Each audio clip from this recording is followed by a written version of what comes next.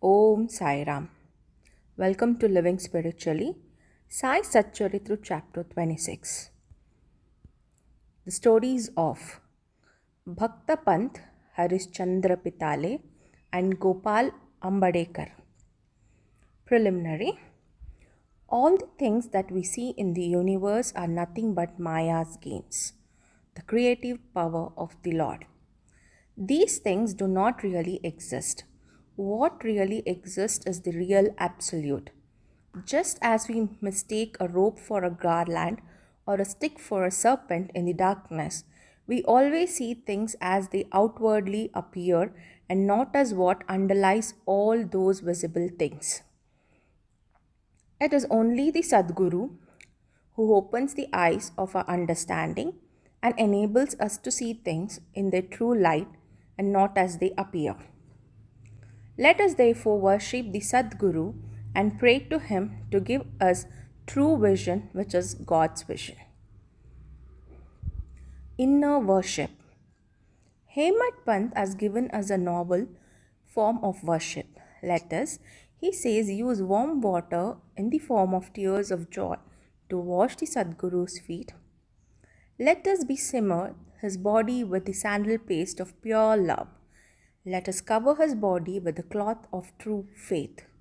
Let us offer 8 lotuses in the form of our 8 sattvic emotions and fruit in the form of our concentrated mind, and let us apply to his head bukka, the black powder, in the form of devotion, and tie the waistband of bhakti and place our head on his feet.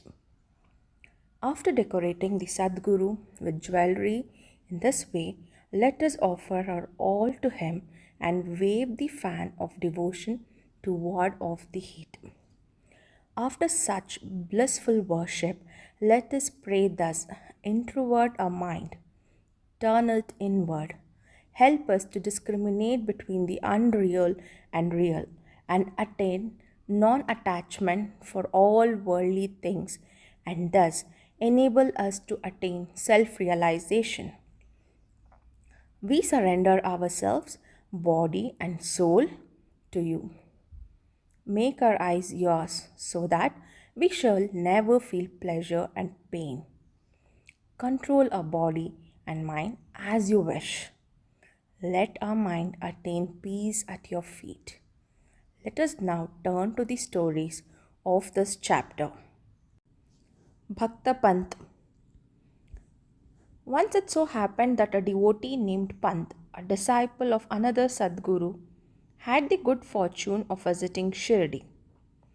He had no desire to go to Shirdi, but man proposes one way and God disposes the other. He was traveling in a train where he met many friends bound for Shirdi. They all asked him to accompany them and he could not refuse. They alighted at Bombay while Pant got down at Virar. There he asked the Sadguru for permission to go to Shirdi, and after arranging for the expenses, left with his friends for Shirdi. They all reached the place in the morning and went to the masjid at about 11 a.m.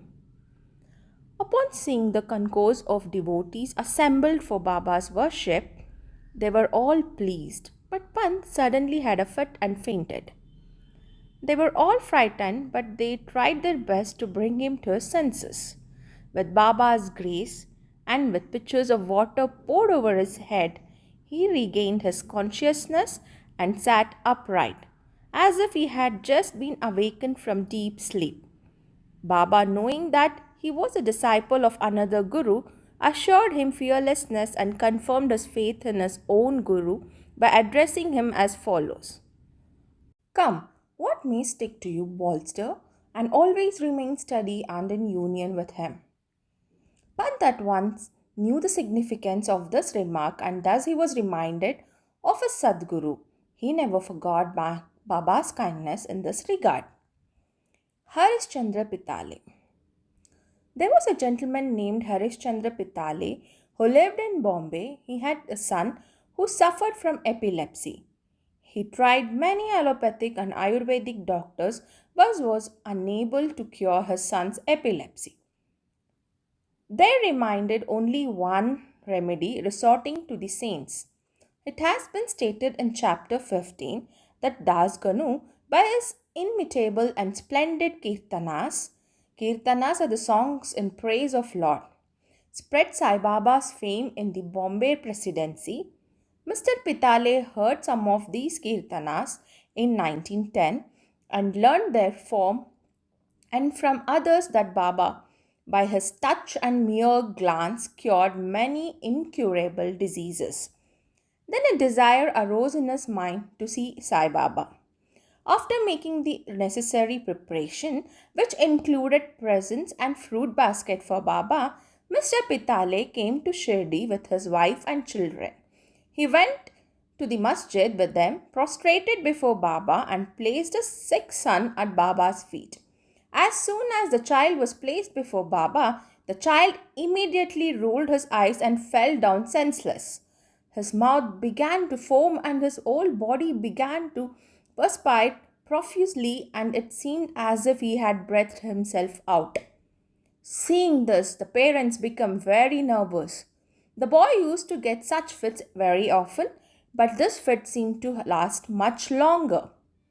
Tears began to flow ceaselessly from the mother's eyes, and she began to wail, crying that her condition was like that of a person who, being afraid of robbers, ran into a house which collapsed on him, or like a cow who, fearing a tiger, ran into the hands of a butcher, or like a traveler who, being tormented by the heat of the sun, took refuge under a tree which fell on him.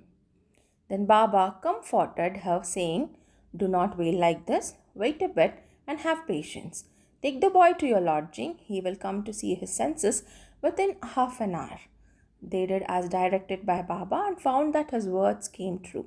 As soon as he was taken to the Wada, the boy recovered, and the whole Pitale family was very delighted, and all their doubts disappeared. Then Mr. Pitale came with his wife to see Baba and prostrated himself before Baba. He very humbly and respectfully sat shampooing Baba's legs, mentally thanking Baba for his help. Baba then smilingly said, "Aren't all your thoughts, doubts, and apprehensions calm now? The Lord will protect those who have faith and patience." Mr. Pitale was a rich and well to do gentleman. He distributed sweets on a large scale and gave Baba excellent fruits and pan. Mrs. Pitale was a very simple, loving, and faithful lady. She used to sit near the post, staring at Baba's with tears of joy flowing from her eyes. Seeing that she had an amicable and loving nature, Baba was very pleased with her. Like gods, saints are always dependent on their devotees who surrender and worship them with their heart and soul. After spending a few happy days in Baba's company, the Pitale family came to the masjid to ask for Baba's leave. Baba gave them the udi and blessings and called Mr. Pitale close and said to him, "Babu, I had given you 2 rupees a while back, and now I give you 3. Keep this in your shrine for worship and you will be benefited."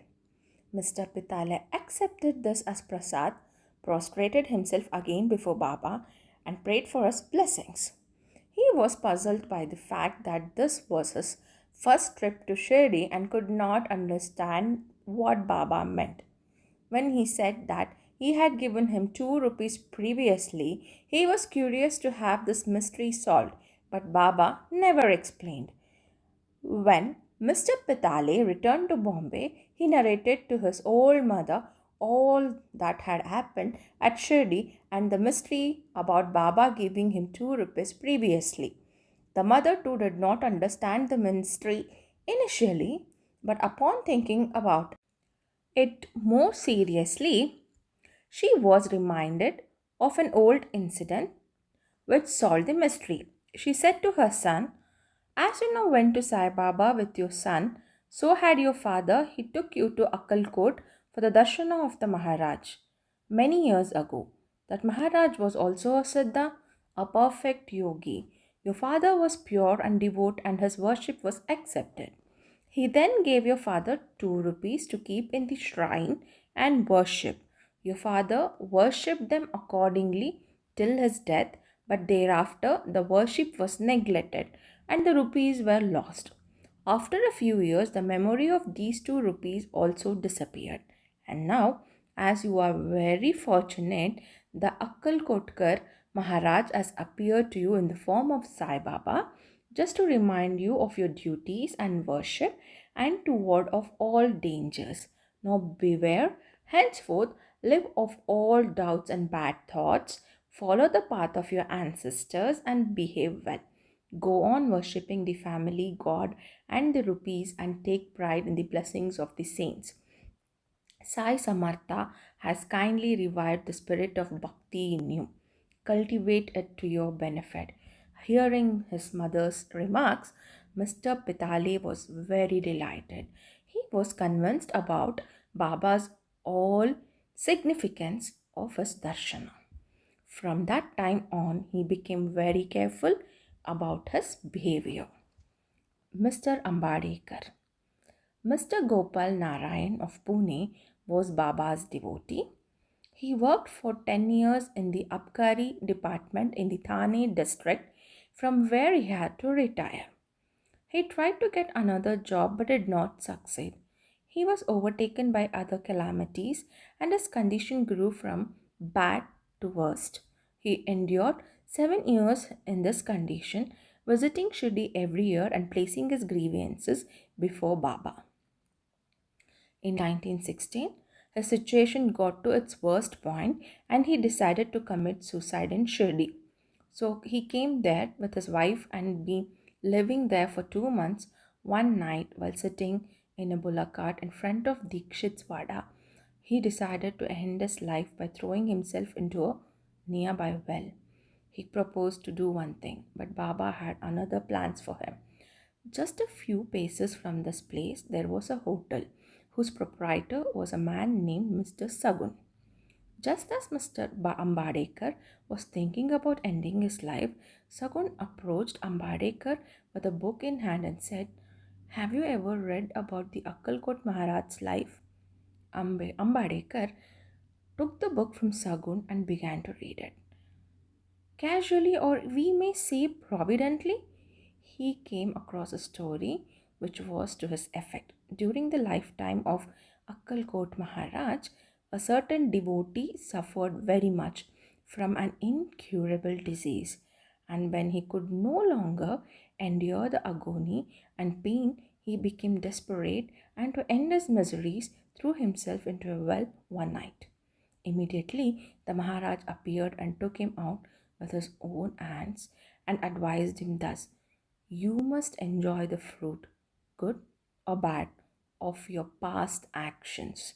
If the enjoyment is incomplete, suicide won't help you. You will have to take another birth and suffer again. So instead of killing yourself, why not suffer for some time, exhaust the store of fruit of your past deeds, and be done with it once and for all?" Upon reading this appropriate and timely story, Ambadekar was very surprised and moved. Had he not got Baba's hint through the story, he would have been no more.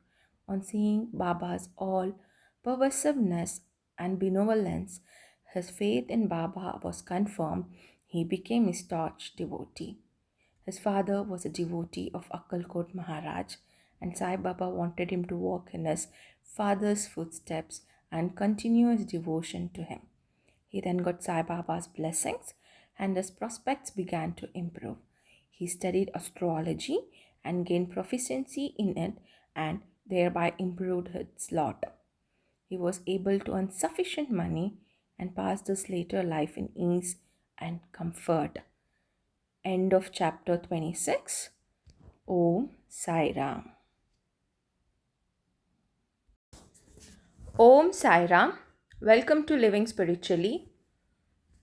Sai Satcharitra Chapter 27. Topics: Granting a consecrated book, Baba's blessings in the form of Bhagavat and Vishnu Sahasranama, Dikshit's Vittal vision, Gita Rahasya, the Kharpadis. This chapter describes how Sai Baba blessed his devotees by granting them religious books after he had consecrated them and a few other stories. Preliminary. When a man dives into the sea, he gets the merit of bathing in all sacred rivers. Similarly, when a man takes refuge at the feet of Sadguru, he gets the merit of bowing to the Trinity, that is, Brahma, Vishnu, and Maheshwara.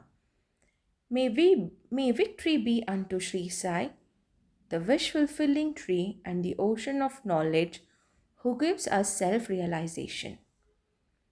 O Sai, create in us a regard for your stories, and the readers devote them with the same relish with which the chatak bird drinks water from the clouds and becomes happy. While listening to your stories, let them and their families get all the sattvic emotions. Let their bodies perspire. Let their eyes be full of tears. Let their prana be steady. Let their minds be composed. Let their let their hair stand on end. Let them cry, sob, and shake, and let their hostilities and distinctions vanish. If these things happen, that is the sign of the grace of the Guru dawning upon them. When these emotions develop in you, the Guru is gently pleased and will certainly lead you on to the goal of self realization. The best way, therefore, to free yourself from the shackles of Maya is completely and wholeheartedly surrender to Baba. The Vedas cannot take you across the oceans of Maya. It is only the Sadguru who can do so and make you see the Lords in all creatures.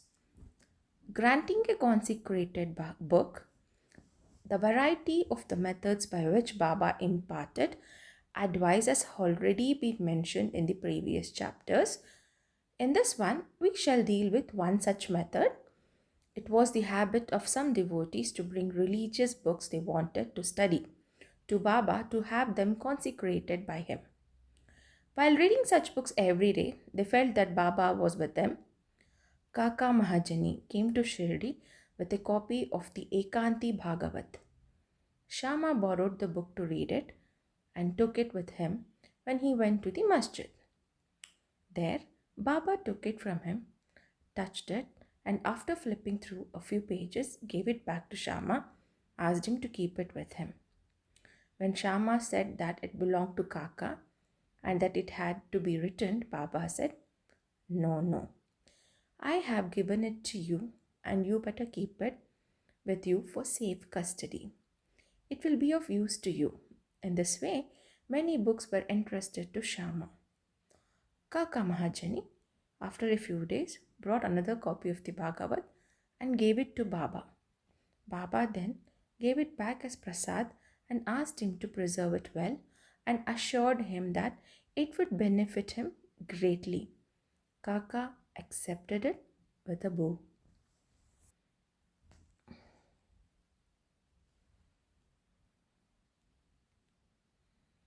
Shama and the Vishnu Sahasranama. Shama was a very close devotee and Baba wanted to bless him by giving him a copy of the Vishnu Sahasranama as prasad. This was done in the following way. Once a Ramadasi, follower of the saint Ramdas, came to Shirdi and stayed there for some time. Every day he woke up early in the morning, washed his face, bathed, and then, after wearing saffron colored clothes and besmearing himself with the sacred ashes, read the Vishnu Sahasranama, a book that gives 1,000 names in praise of the Lord Vishnu, held second in importance to the Bhagavad Gita and the Adhyatma Ramayana with faith. After a few days, Baba thought of favoring and initiating Shama with the Vishnu Sahasranama. He therefore called the Ramdasi and said to him that he was suffering from intense stomach pain and that unless he took Senapods, a mild purgative drug, the pain would not stop. And thus he requested the Ramdasi to go to the bazaar and bring the drug. The Ramdasi closed his book and went to the bazaar. Then Baba descended from his seat, came to where the Ramdasi had been sitting, and took the copy of Vishnu Sahasranama. Then he returned to his seat and said to Shama, "Oh Shama, this book is very valuable. So I present it to you. You must read it. I once suffered intensely and my heart began to palpitate and my life was in danger. At that critical time, I hugged this book close to my heart and then Shama, what relief it gave me, saved me. I thought that God Himself had come down and saved me. So I give this to you. Read it slowly and read one name at least daily, and it will do you good." Shama replied that he did not want it, and that its owner, the Ramdasi, who was a mad, obstinate, and irritable fellow, would certainly pick a quarrel with him for taking the books. Besides, as he was a rustic, he could not clearly read the Sanskrit letters in the book. Shama thought that Baba wanted to set him up against the Ramdasi by this act of his, but he had no idea of what Baba felt for him. Baba wanted to tie his necklace of the Vishnu Sahasranama around Shama's neck as he was an intimate devotee and thereby save him from the miseries of the worldly existence. The efficacy of God's name is well known. It saves us from all sins and bad tendencies and frees us from the cycle of births and deaths. There is no easier sadhana than this. It is the best purifier of our mind. It requires no paraphernalia and no restrictions. It is so easy and so effective. Baba wanted Shama to practice this sadhana, so Baba forced this on him. It is believed that long ago, Eknath Maharaj similarly forced the Vishnu Sahasranama on a poor Brahmin neighbor and thus saved him. The reading and the study of the Vishnu Sahasranama is a broad and open way of purifying the mind, and hence Baba thrust his on his Shama. The Ramadasi soon returned with the Senapods. Anna Chinchanikar, who was then present and who wanted to play the part of Narada, the celestial sage who was notorious for setting up quarrels between gods and demons, informed the Ramdasi of what had happened. The Ramdasi at once flared up. He came down on Shama with all his fury. He said that it was Shama who had asked Baba to send him away under the pretext of a stomach ache and thus took the book. He began to scold and abuse Shama and remarked if the book was not returned, he would dash his head before him. Shama calmly remonstrated with him, but in vain. Then Baba spoke kindly to him as follows: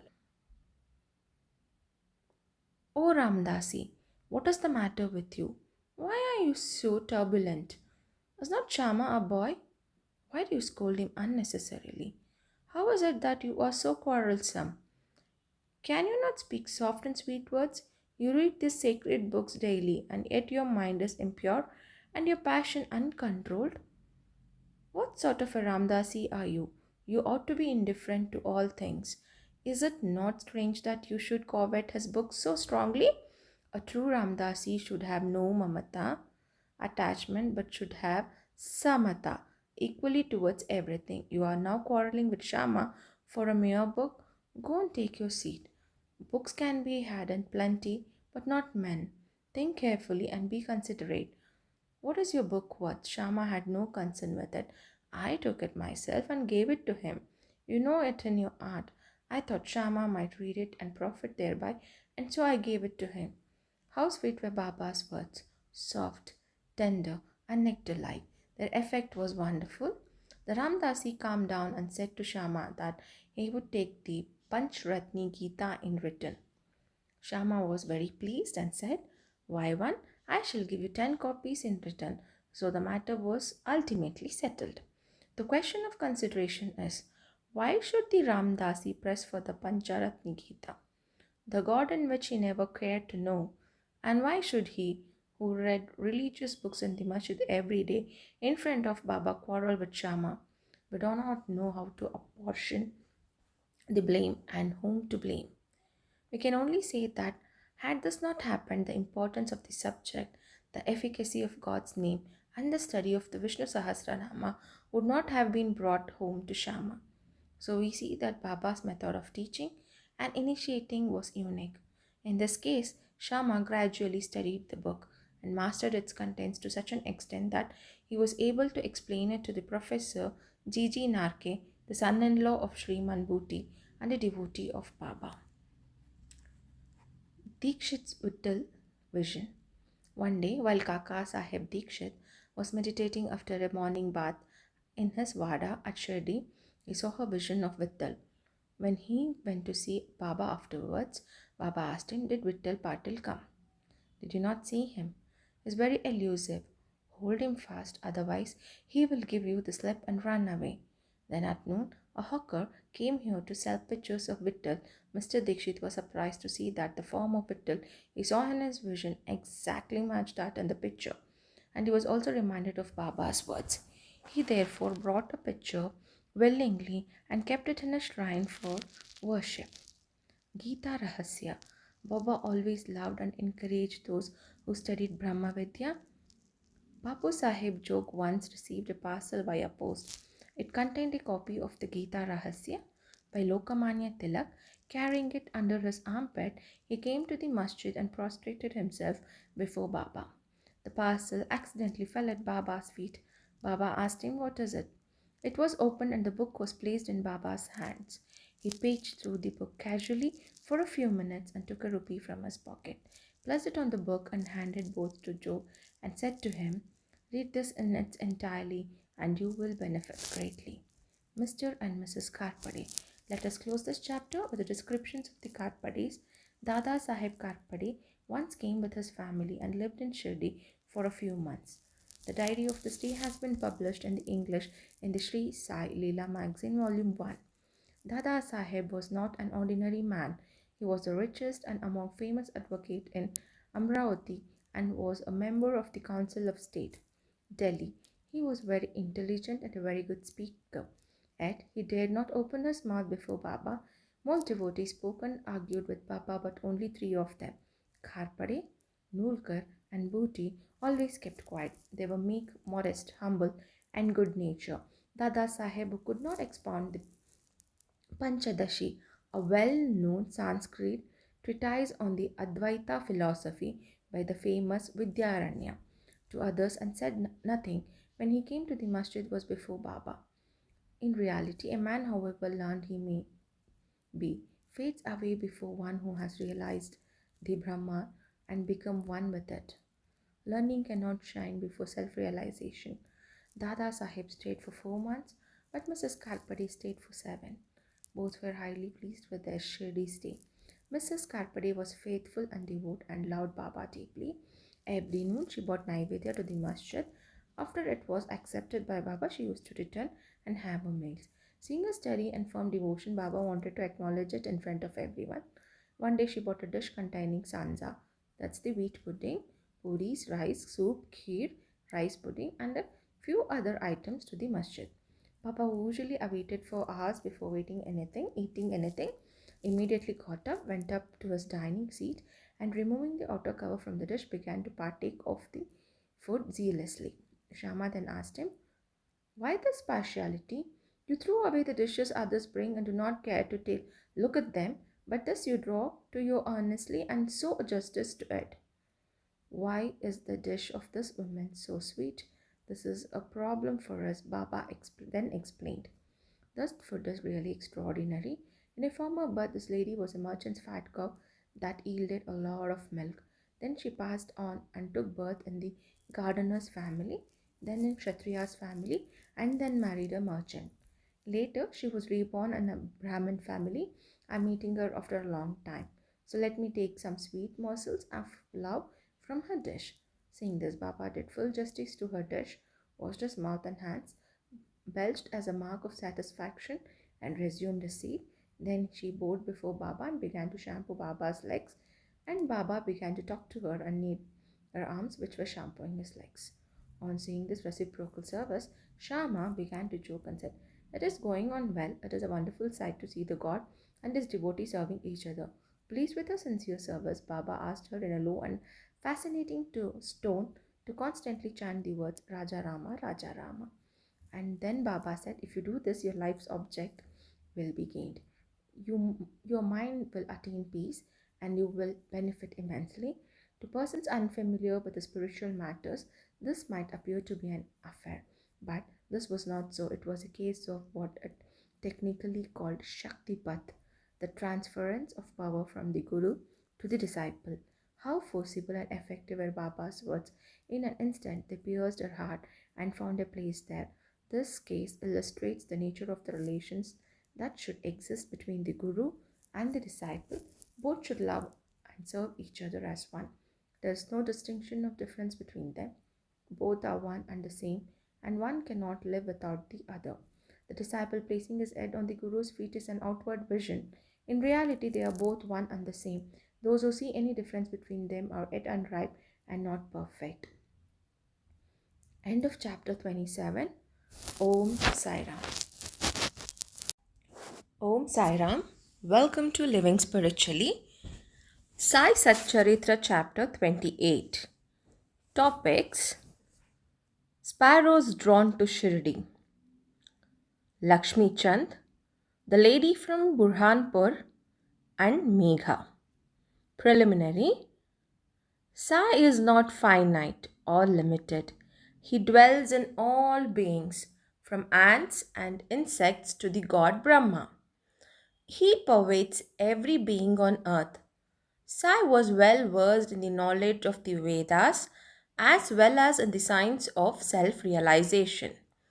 As he was proficient in these, he was well suited to be a Sadguru. Any person, however learned, unable to awaken disciples and establish them in self-realization, does not deserve to be a Sadguru. The Sadguru does weigh away with both life and death. Thus, he is more kind and merciful than anybody. Sai Baba often said that no matter where his devotee went, he would be drawn to Shirdi like a sparrow with a thread tied to its feet. This chapter describes the story of 3 such sparrows. Lala Lakshmi Chand. This gentleman first worked in the railways and afterwards in the Sri Venkateshwara Press in Bombay and thereafter in the firm of Messrs. Raleigh Brothers as a clerk. He received Baba's darshan in 1910.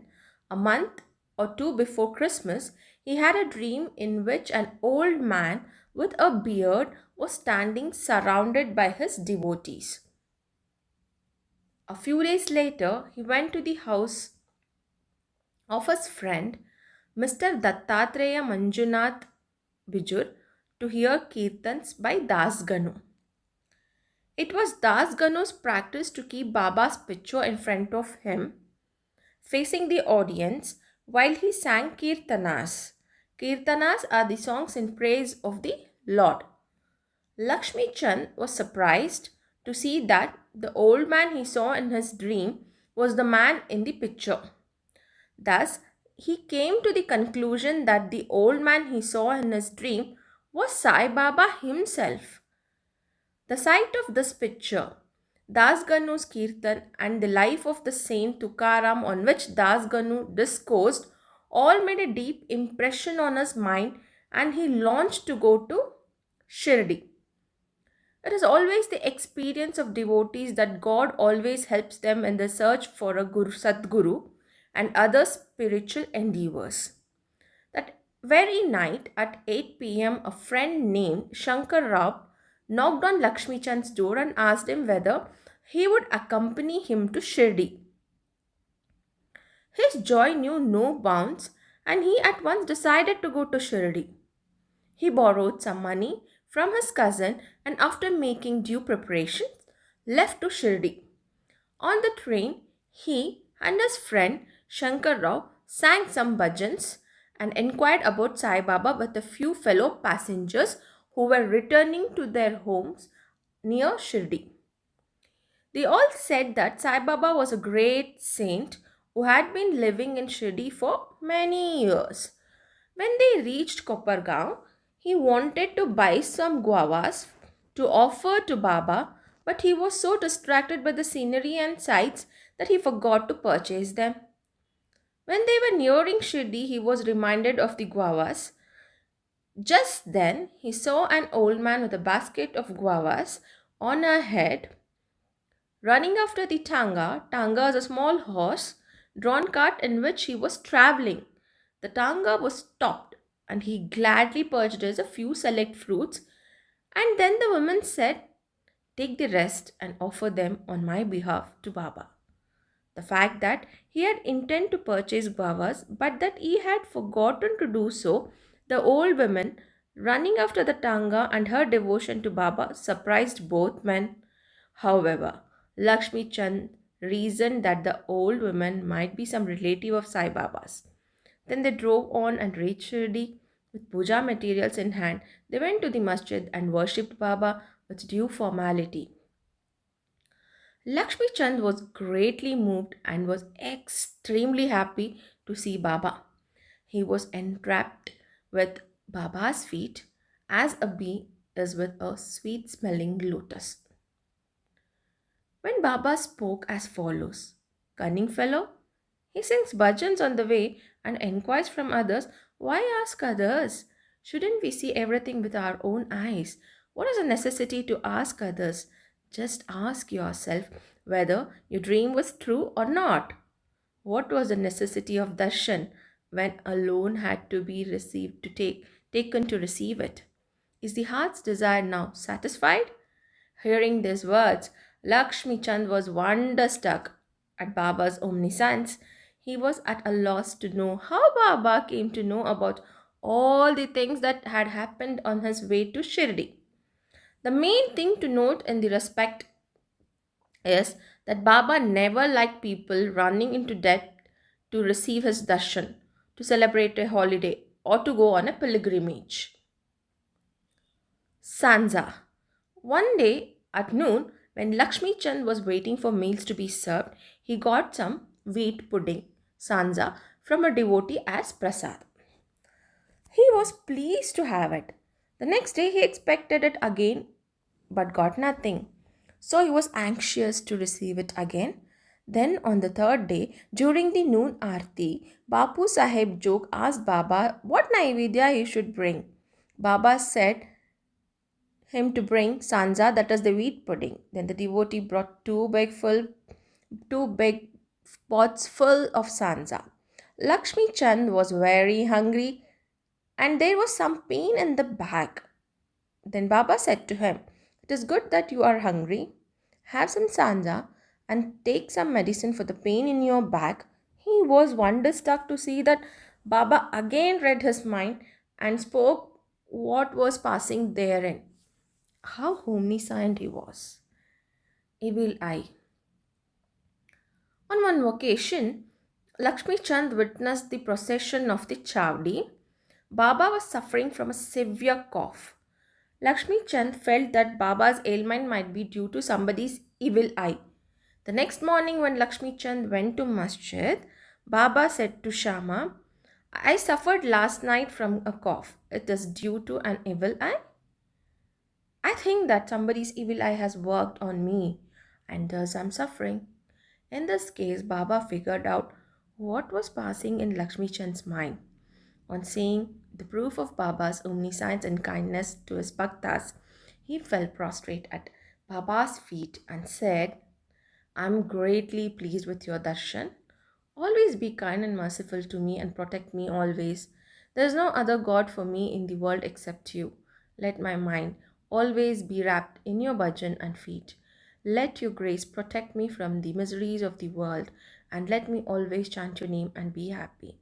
After receiving Baba's odia and blessings, he returned home with his friend, pleased and content, and singing Baba's glory on the way. He remained a staunch devotee of Baba afterwards and always sent garlands of flowers, camphor, and dakshina with any acquaintance bound for Shirdi. The other devotee, the lady from Burhanpur.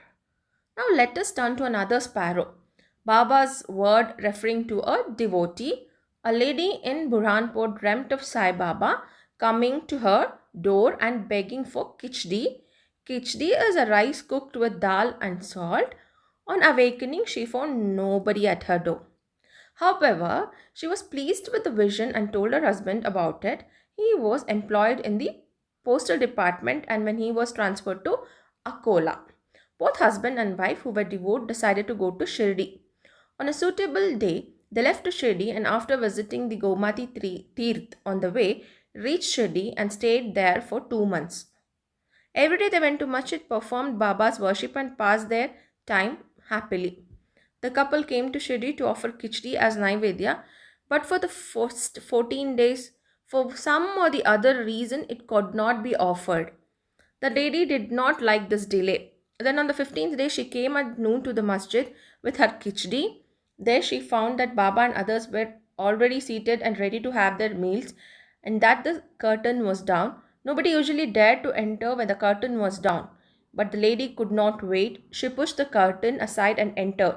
Strangely enough, Baba seemed to want khichdi that day, and when the lady came in with the dish, Baba was delighted and ate every bit of the khichdi served to him. On seeing Baba's earnestness in this respect, everybody was wonderstruck, and those who heard the story of the khichdi were convinced about his extraordinary love for his devotees. Megha. Now let us go to the third and the biggest of the sparrows, Megha. Megha was a simple and illiterate Brahmin cook who worked for a man named Rao Bahadur H.V. Sate. He was a devotee of Shiva and always chanted the 5-syllabled mantra Om Namah Shivaya. He did not know the Sandhya or its chief mantra, the Gayatri. Rao Bahadur Sate was interested in helping him and taught him the Sandhya and the Gayatri. Sate told him that Sai Baba was the embodied form of the Lord Shiva and convinced him to visit Shirdi. At the railway station, he learned that Sai Baba was a Muslim and his simple and orthodox mind was very perturbed at the prospect of bowing to a Muslim. So he pleaded with his boss not to send him to Shirdi. His boss, however, insisted on his going there and gave him a letter of introduction to his Sate's father-in-law, Ganesh Damodar alias Dada Kelkar. When he reached Shirdi and went to the masjid, Baba was very indignant and would not allow him to enter. "Kick this rascal out," wrote Baba, and then said to Megha, "You are a high caste Brahmin and I am a low Muslim. You will lose your caste by coming here, so go away." Hearing these words, Megha began to tremble. He was astonished to ask how did Baba come to know about what was passing in his mind. He stayed there for a few days serving Baba in his own way but was not convinced. Then he went home and after that went to Trayambak, Nasik district, and stayed there for a year and a half. Then he again returned to Shirdi. This time, at the intercession of Dada Kelkar, he was allowed to enter the masjid and stay in Shirdi. Sai Baba's help to Megha was not through any verbal instruction. He worked upon Megha internally, mentally, with the result that he was considerably changed and benefited. Then, Megha began to look upon Sai Baba as an incarnation of Lord Shiva. In order to worship Shiva, Bela leaves are required, and Megha used to walk several miles every day to bring them and worship his Shiva, that is our Baba. Megha's practice was to worship all the gods in the village and then come to the masjid. And after bowing before Baba, he worshipped Baba and after shampooing his legs, drank the water used to rinse Baba's feet. Once it so happened that he came to the masjid without worshipping the god Khanoba, as the door of the temple was closed. Baba did not accept his worship and sent him back saying, "The door is now open." Megha went, found the door open, worshipped the deity and then returned to Baba as usual. So a bath in the Ganges. On a Makar Sankranti day, Megha wanted to besmear Baba's body with sandal paste and bathe him with water from the Ganges. Baba was first unwilling to undergo this ritual, but upon Megha's repeated request, he consented. Megha had to traverse a distance of 24 miles to bring the sacred water from the Gomati river. He brought the water, made all preparations for the bath at noon, asked Baba to get ready for the bath. Then Baba again asked him to be freed from the bath, saying that as a fakir he had nothing to gain from the Ganges water. But Megha did not listen. He knew that Shiva would be pleased with a bath in the Ganges water and that he must give his Shiva, that is Baba, a bath on this auspicious day.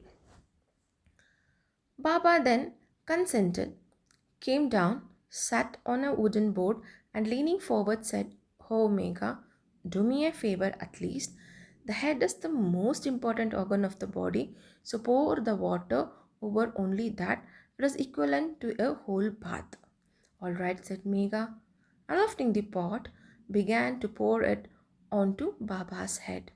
But while doing this, he was so overwhelmed with love that he cried out, "Har Gange," and emptied the entire pot on Baba's whole body. He put the pot aside and began to look at Baba, but to his surprise and amazement, he found that Baba's head was drenched, but the rest of his body was completely dry. The trident and Pindi. Megha worshipped Baba in two places. He worshipped Baba in person in the masjid, and he worshipped Baba's picture in the Vada. He did his continuously for 12 months. Then, in order to appreciate his devotion and to confirm his faith, Baba gave him a vision. Early one morning, when Megha was still lying in the bed with his closed eyes but internally awake, he saw Baba's form clearly. Baba, who knew he was awake, threw akshata. Akshata is a rice grains colored red with kumkum, and said, "Megha, draw a trident," and disappeared. Hearing Baba's words, he eagerly opened his eyes and did not see Baba, but saw red rice grains scattered all over. He then went to Baba, told him about the vision, and asked for permission to draw the trident. Baba said, "Did you not hear my words asking you to draw a trident? It was not a vision, but rather a direct order, and my words are always pregnant with meaning and never hollow." Megha said, "I thought you woke me up, but all the doors were closed, so I thought it was a vision." Baba rejoined, "I require no door to enter. I have no form or extension. I always live everywhere. I am the controller of all the actions of man who trusts me and merges into me." Megha returned to the Vada and drew a red trident on the wall near Baba's picture. The next day, a Ramdasi devotee came from Pune, bowed before Baba, offered him a pindi, an image of Shiva. Megha also turned up at that very moment. Baba said to him, "See, Shankar has come. Worship him now." Megha was surprised to see the pindi following the trident immediately. At the same time in the Vada, Kaka Sahib Dikshit was standing with a towel around his head after a bath. He was remembering Sai when he saw Pindi in his mental vision. While he was thinking about this, Megha came and showed him the Pindi presented to him by Baba. Dikshit was happy to know that the Pindi exactly matched the one he had seen few minutes before in his vision. A few days after the drawing of the trident was complete, Baba installed the Pindi near the big picture which Megha was worshipping. The worship of Shiva was dear to Megha, and by arranging the drawing of the trident and the installation of the Pindi, Baba confirmed his faith therein.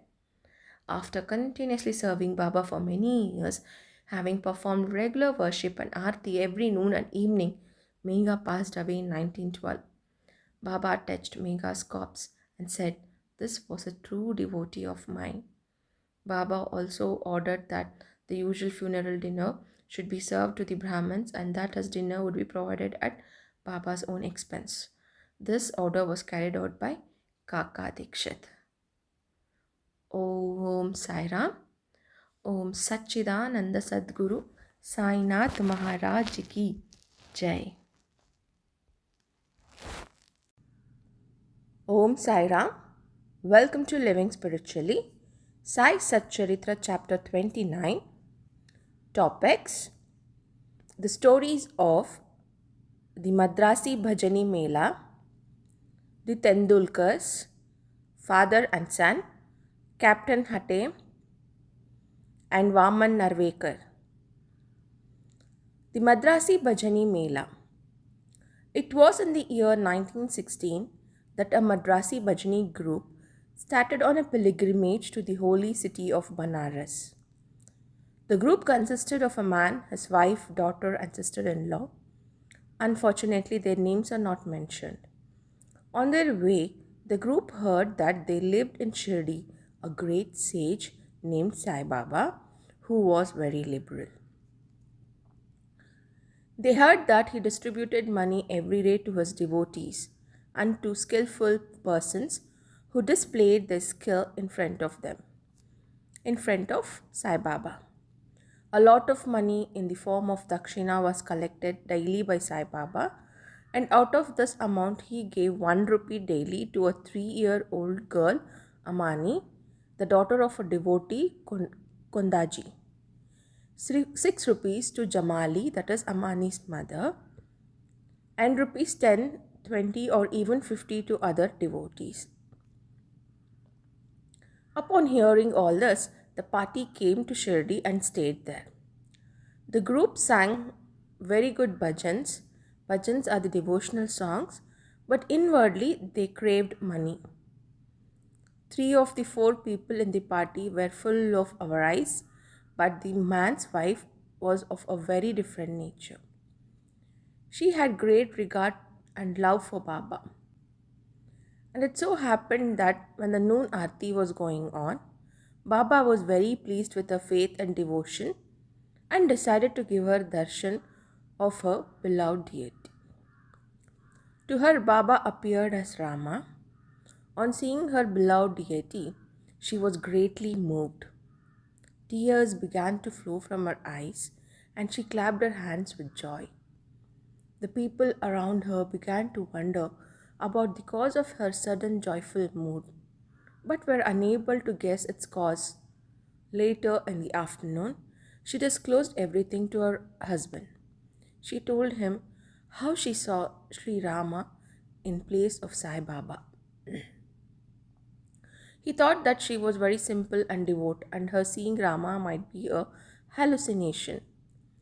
He made fun of her, saying that it was not possible that she alone would see Rama while everyone else saw Sai Baba. She did not resent this remark, and she was fortunate enough to receive similar vision when her mind was calm and composed and free from arise. The wonderful vision. One night, the husband had a wonderful dream. He was in big city and the police there had arrested him, tied his hands with a rope and put him in a cage. As the police were closing the door, he saw Sai Baba standing on the other side of the cage. On seeing Sai Baba so close, he said in a plaintive tone, "Hearing of your fame, I came to your feet, and why then should a calamity befall me when you are standing here in person?" Baba said, "You must suffer the consequences of your actions." The man answered, "I have not done anything in this life which would bring such misfortune on me." Baba said, "If not in this life, you must have committed some sin in your past life." He replied, "I do not know anything about my past life, but assuming that I did commit some sin, shouldn't it be burnt and destroyed in your presence, just as dry grass is burned by fire?" Baba replied, "Have you got such faith?" "Yes," said the man. Baba then asked him to close his eyes. As soon as he shut his eyes, he heard the thumping sound of something falling, and upon opening his eyes, he saw that he was free and that the policemen had fallen down and were bleeding.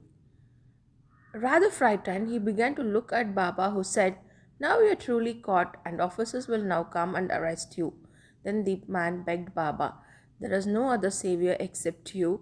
Please save me somehow. Then Baba asked him to close his eyes again. He did so, and when he opened them, he saw that he was free, out of cage, and that Baba was by his side. He then fell at Baba's feet. Baba asked him, "Is there any difference between this namaskara and your previous ones? Think about it carefully and reply." The man replied, "There is a lot of difference. My former namaskaras were offered with the aim of getting money from you, but the present namaskara is one offered to you as God. Besides this, I formerly thought resentfully that you, being a Muslim, were ruining us Hindus." Baba responded, "Do you not believe in Muslim gods?" The man replied, "No." Then Baba said, "Have you not got a panja, emblem of hand, in your house? And do you not worship the same in Tabut? There is also in your house another Muslim deity named Kat Bibi, whom you propitiate and appease on your marriage and other festival. Is it not so?" The man admitted to all this. Then Baba said, "What more do you want?" Then a desire arose in man's mind. He wanted to receive the darshan of his Guru Ramdas, and then Baba asked him to turn back and look. And when he turned, Ramdas was in front of him. As soon as he began to fall at his feet, Ramdas vanished. Then he asked Baba, "You look old. Do you know your age?" Baba exclaimed, "What? You say I am old? Just run a race with me and see." Saying this, Baba began to run, and he too followed. Baba disappeared in the dust raised by his own footsteps, and the man was then awakened from his sleep. After awakening, he began to think seriously about the vision. His attitude was completely changed, and he realized Baba's greatness. After this, his greedy and doubting vices disappeared, and true devotion to Baba's feet emerged in his mind. The vision was a mere dream, but the question and the answers therein were very significant and interesting. The next morning, when the devotees were assembled in the masjid for Aarti, Baba gave the man as prasad sweets and 2 rupees from his pocket and blessed him. He made him stay there for a few days and gave him his blessings. He did not get any more money there, but he got far better things. Baba's blessings, which served him well for the rest of his life. The group got plenty of money afterwards, and their pilgrimage was successful as they did not suffer any trouble or inconvenience during their journey. They all returned home safe and sound, thinking of Baba's words and blessings and the bliss they had experienced by his grace. This story illustrates one of the methods which Baba used in some cases to improve and reform his devotees. The Tendulkar family. The Tendulkar family lived in Bandra. The entire family was devoted to Baba. Mrs. Savitribai Tendulkar wrote and published a Marathi book named Sri Sainath Bhajan Mala, which describes the Leelas of Baba. It is a book worth reading by those who are interested in Baba. The son, Babu Tendulkar, was studying hard day and night and wanted to appear for the medical entrance examination. He consulted a few astrologers in this regard. Upon examining his horoscope, they found him that the stars were not favorable that year and that he should appear for the examination next year, when he would certainly be successful. This cast gloom over him and made him anxious and restless. A few days after this, his mother went to Shirdi and met Baba. Among other things, she mentioned the gloomy and the condition of her son, who was to appear for the examination in a few days. Hearing this, Baba said to her, "Tell your son to believe in me, throw aside horoscopes and predictions of the astrologers and palmers, and go on with his studies. Let him appear for the examination with a calm mind. He is sure to pass this year. Ask him to trust in me and not get disappointed." The mother returned home and communicated Baba's message to her son. Then he studied hard and in due course appeared for the examination.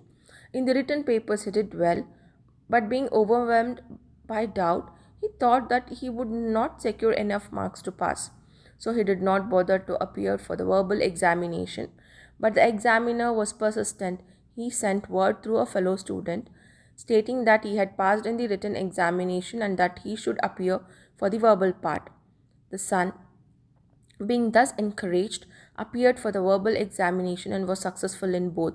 Thus, he got through the examination successfully that year by Baba's grace, though the stars were supposed allied against him. It is to be noted here the doubts and difficulties surround us just to move us and confirm our faith. Difficulties test our faith. It is only if we steadily hold on to Baba with full faith and continue our endeavors that our efforts will ultimately be crowned with success. The father of the boy, Raghunath Rao, was working in some foreign firm in Bombay. As he grew old, he was not able to attend to his work properly, and so he had to take leave and rest. As he did not improve during the period of leave, a further extension of a leave or retirement from service was inevitable. The manager of the firm decided to retire him on a pension as he was an old and reliable employee. The manager was considering the amount of pension to be paid. He was making 150 rupees a month, and his pension, half the amount, 75 rupees, would not have been enough to meet the expenses of the family. So they were all anxious about this matter. 15 days before the final settlement, Baba appeared in Mrs. Tendulkar's dream and said, "I wish that 100 rupees be paid as pension. Will this satisfy you?" She replied, "Baba, why ask me this? We fully trust in you." Though Baba said 100 rupees, he was given 10 rupees more, that is 110 rupees as a special case. Such was Baba's wonderful love and concern for his devotees. Captain Hate, a resident of Bikaner, was a great devotee of Baba. Once Baba appeared to him in his dreams and said, "Have you forgotten me?" Hate then immediately held Baba's feet and replied, "If a child forgets his mother, how could it be saved?" Then Hate went into the garden, plucked fresh Valpapudi vegetables, and after arranging for Siddha, ghee, wheat flour, and dal, etc., and Dakshina was about to offer all this to Baba. Suddenly he was awakened and came to know that the whole thing was a dream. Then he decided to send all these things to Baba at Shirdi. When he went to Gwalior a few days later, he sent 12 rupees by money order to a friend with instruction that 2 rupees should be spent in buying Siddha and Valpapudi vegetables, and those should be offered to Baba with 10 rupees as dakshina. The friend went to Shirdi and purchased all the other things mentioned, but Valpapudi vegetables were not easily available. However, a woman suddenly turned up with a basket on her, which curiously enough contained the vegetables. They were purchased, and then all these things were offered to Baba on behalf of Captain Hate. Mr. Nimonka prepared the Naivedya, that is the rice and the Valpapdi vegetables, the next day and offered it to Baba. Everyone was surprised to see that Baba only ate the Valpapdi vegetables and did not eat the rice and other things on his plates. Hate's joy knew no bounds when his friend told him about this. The consecrated coin. On another occasion, Captain Hate wanted a coin that had been consecrated by Baba. He came across a friend who was bound for Shirdi, and Hate sent his rupees with his friend. The friend went to Shirdi and after the usual salutation, first gave Baba his own dakshina which Baba pocketed. When he gave Baba's Hate's rupees, Baba held it in his hand and began to stare at it. He held it in front of his face, tossed it with his right thumb and played with it. Then he said to the friend, "Return this to its owner with the prasad of Udi and tell him that I want nothing from him. Ask him to live in peace and contentment." The friend returned to Gwalior, handed over the consecrated rupee to Hate and told him all that happened at Shirdi. Hate was very pleased and realized that Baba always encouraged good thoughts. As he wished intently, Baba fulfilled the same accordingly. Vaman Narvekar. Now let the readers hear a different story. A gentleman named Vaman Narvekar loved Baba very much. He once brought a coin and wanted to have it consecrated by Baba. On one side of it were engraved the figures of Rama, Lakshmana and Sita. On the other side, the figure of Maruti with folded hands. He offered it to Baba in the hopes that he would consecrate it with his touch and return it with odia. But Baba immediately pocketed it. Then Shama spoke to Baba regarding Vaman Rao's intention and requested him to return it. Then Baba said, "Why should it be returned to him? We shall keep it ourselves. If he gives 25 rupees for it, it will be returned." Then, for the sake of that rupee, Vaman Rao somehow found 25 rupees and placed it before Baba. Then Baba said, "The value of that rupee far exceeds 25 rupees. Shama, take this rupee, let us have it in our store, keep this in your shrine and worship it." No one had the courage to ask Baba why he did this. Only he knows what is best and most suitable for everyone. Om Sai Ram. ओम सच्चिदानंद सद्गुरु साईनाथ महाराज जी की जय. Om Sai Ram. Welcome to Living Spiritually. Sai Satcharitra Chapter 30. Topics: Kakaji Vaidya of Vani, Ramlal from Bombay. In this chapter, the story of two more devotees that were drawn to Shirdi is narrated.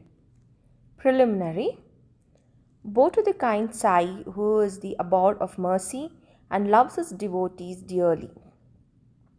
Through merely receiving his darshan, he does away with their fear of this worldly existence and saves them from calamities.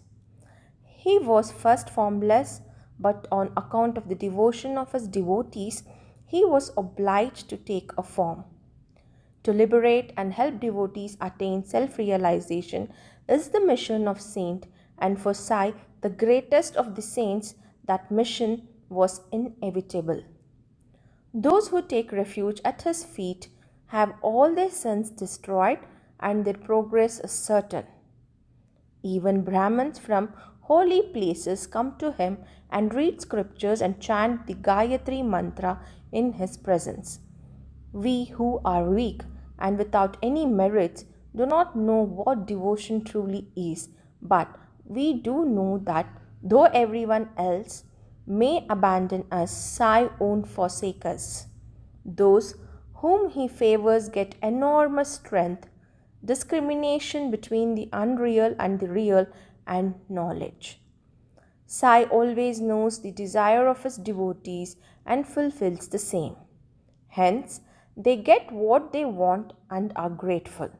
So, we invoke his aid and prostrate ourselves before him. Forgetting all our faults, we let him free us from all anxieties. He who is overcome with calamities and remembers and prays to Sai will get his mind calmed and pacified through his grace. Sai, the ocean of mercy, says Hemad Pant, favored him, and the result is this work, the Sai Satcharithra. Otherwise, what qualification had he to undertake this enterprise? But as Sai took all the responsibility, Hemad Pant felt no burden or concern about this. When the powerful light of knowledge was there to inspire his speech and pen, why should he entertain any doubt or feel any anxiety? Sai got the service in the form of this book done by him. This is due to the accumulation of Hemad Pant's merits in his past births. Therefore, he feels he is fortunate and blessed. The following story is not a mere tale, but pure nectar. He who drinks it will realize Sai's greatness and all pervasiveness. Those who want to argue and criticize should not read these stories. What is needed here is not discussion, but unlimited love and devotion. Learned, devout, and faithful believers are those who consider themselves servants of the saints, while like and appreciate the stories, while others will take them to be mere fables. Fortunate devotees of Baba will find Sai Leelas to be a wish-fulfilling tree. Drinking this nectar of Sai Leelas will liberate ignorant souls, satisfy the householders, and will be a sadhana to the aspirants. Kakaji Vaidya. In a place called Vani, in the district of Nasik, there lived a man called Kakaji Vaidya. He was the priest in the temple of the goddess Saptashringi. He was so well overwhelmed with adverse circumstances and calamities that he lost his peace of mind and became quite restless. Under such circumstances, one evening he went into the temple of the goddess and prayed unto her from the bottom of his heart and invoked her aid to free him from anxiety. The goddess was pleased with his devotion and the same night appeared to him in his dreams and said, "You go to Baba and then your mind will become calm and composed." Kakaji was anxious to know from her who this Baba was, but before he could get any explanation, he was awakened. Then he began to wonder who this Baba might be. After some thought, he resolved that Baba might be Trayambakeshwar or Lord Shiva. So he went to the holy place Trayambak in the Nasik district and stayed there for 10 days.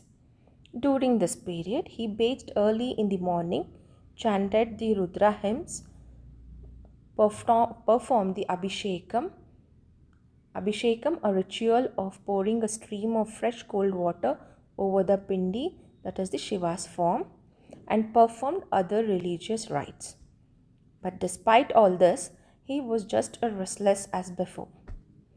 Then he returned home and again invoked the goddess pitifully. That night, she again appeared in his dreams and said, "Why did you go to Triambakeshwar in vain?" "I mean Sri Sai Samarth of Shirdi." The question before Kakaji now was how and when he could go to Shirdi and see Baba. If anybody is really honest to see a saint, God fulfill his wish. In fact, the saint and God are one and the same, and there isn't any difference between them. If anybody believes that they can go and see a saint at their own free will, that would simply be boastful. Unless the saint wills it, no one is able to go and see him. Even the leaf of a tree won't move without his bidding. The more anxious a bhakta is to visit the saint, the more quickly and effectively is his wish satisfied. He who invites anybody for a visit also arranges everything for his reception, and this happened with Kakaji too. Shama's Oaths. When Kakaji was thinking about visiting Shirdi, a guest came to him to take him to Shirdi. That person was Shama, a very close and intimate devotee of Baba. We shall now see how and why he came to Vani. Shama was severely ill when he was very young, and his mother had taken an oath to her family goddess Saptashringi at Vani. She owed that if her son recovered, she would bring and dedicate him at her feet. After a few years, the mother herself suffered a severe bout of ringworms on her breast. At that time, she again made another oath to her deity that if she recovered, she would offer the goddess 2 silver breasts. These 2 oaths remained unfulfilled. At her deathbed, she called her son Shama and drew his attention to the oaths, and after making him promise that he would fulfill the oaths, she breathed her last. After some time, Shama forgot about this oath, and thus 30 years elapsed. At about this time, a famous astrologer had come to Shirdi and stayed there for a month. His predictions in the case of Bapu Sahib Bhuti and others came true, and everybody was satisfied. Shama's younger brother Bapaji consulted him and was told that his mother's oaths, which his elder brother had promised to fulfill, were not yet fulfilled. Hence, the goddess was not pleased with them and was thus bringing troubles upon them. Bapaji told his brother Shama, who was then reminded of the unfulfilled vows. Shama believed any further delay would be dangerous, so he called a goldsmith and got a pair of silver breasts prepared. Then he went to the masjid, prostrated himself before Baba, and placed before him the two silver breasts. He requested Baba to accept them and free him from the oaths, as he believed Sai was a Saptashringi, goddess incarnate. Then Baba insisted that Shama go in person to the temple of Saptashringi and offer them at the feet of the goddess. Then, after taking Baba's permission and odia, he left for Vani and came to Kakaji's house. Kakaji was then very anxious to visit Baba, and Shama went there to see him at that very moment. What a truly divine miracle this was!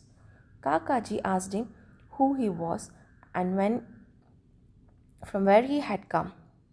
On learning that he was from Shirdi, Kakaji at once embraced Shama. He was so overpowered with love. Then they talked about Sai Leelas, and after finishing the rites of Shama's oaths, they both left to Shirdi. On reaching the place, Kakaji went to the masjid and fell at Baba's feet. His eyes were soon filled with tears, and his mind attained calmness instantly. Just as the vision of the goddess had suggested, as soon as he saw Baba, his mind lost all its restlessness and it became calm and composed.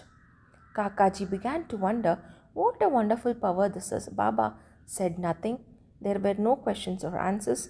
No benediction was pronounced, and the mere darshana itself was so conducive to happiness. The restlessness of my mind disappeared simply by receiving darshan, and the consciousness of joy came upon me. This is what is called the greatness of darshan. His vision was fixed on Sai's feet, and he was speechless. Upon hearing about Baba's Leelas, his joy knew no bounds. He surrendered himself completely to Baba, forgot his anxiety and cares, and got undiluted happiness. He lived in Shirdi happily for 12 days, left after receiving udi and blessings from Baba. The second one is Kushal Chand of Rahata. It is said that a dream we see in the early hours of the morning offer turns out to be true. This may be so, but regarding Baba's dreams, there was no restriction of time. To quote an instance, Baba told Kaka Sahib Dikshit one afternoon to go to Rahata and bring Kushal Chand, as he had not seen me for a long time. Kaka Sahib took a tanga, small horse drawn to cart, and went to Rahata to fetch Kushal Chand. He saw Kushal Chand and gave him Baba's message. Hearing it, Kushal Chand was surprised and said that when he was taking a nap after lunch, Baba appeared in his dreams and asked him to come to Shirdi immediately. As he had no horse of his own nearby, he had sent his son to inform Baba. As his son was crossing the village border, Dikshit's tanga turned up. Dikshit then said that he had been sent by Baba to bring him to Shirdi. Then they both went in the tanga back to Shirdi. Kushal Chand saw Baba and everyone was pleased. Seeing this Leela, Kushal Chand was greatly moved. Ramlal from Bombay. Once a gentleman from Bombay named Ramlal had a dream in which Baba appeared and asked him to come and see him. Baba appeared to him as a saint, but Ramlal did not know who the saint was or where he lived. He wanted to meet the saint, but as he did not know who the saint was, he had no idea what to do. But he who calls anybody for a meeting also makes the necessary arrangements for the same. This is exactly what happened in this case.